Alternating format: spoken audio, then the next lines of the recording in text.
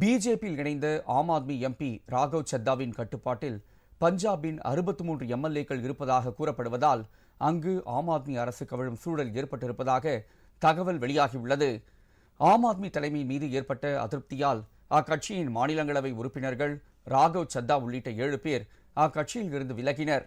அவர்களில் ராகவ் சத்தா, சந்தீப் பதக் மற்றும் அசோக் மிட்டல் ஆகியோர் பிஜேபியில் இணைந்தனர். ராகவ் சத்தா பஞ்சாப் மாநிலத்தில் இருந்து மாநிலங்களவைக்கு தேர்வாகியிருந்தார். அவரது கட்டுப்பாட்டில் பஞ்சாப் ஆம் ஆத்மி அரசின் 63 சட்டமன்ற உறுப்பினர்கள் இருப்பதாக கூறப்படுகிறது. எனவே அங்கு ஆம் ஆத்மி அரசு கவிழும் சூழ்நிலை இருப்பதாக தகவல் வெளியாகியுள்ளது. 119 இடங்களை கொண்ட பஞ்சாப் அரசில் 92 எம்எல்ஏக்களுடன் ஆம் ஆத்மி கட்சி தனி பெரும்பான்மையுடன் ஆட்சி அமைத்துள்ளது. அவர்களில் ராகவ் சத்தா ஆதரவாளர்கள் என கூறப்படும் 63 பேரும் விலகினால் எந்த நேரமும் ஆட்சி கவிழும் என கூறப்படுகிறது. இதனால் அரவிந்த் கெஜ்ரிவால் உள்ளிட்ட ஆம் ஆத்மி தலைவர்கள் அதிர்ச்சியில் உள்ளனர்.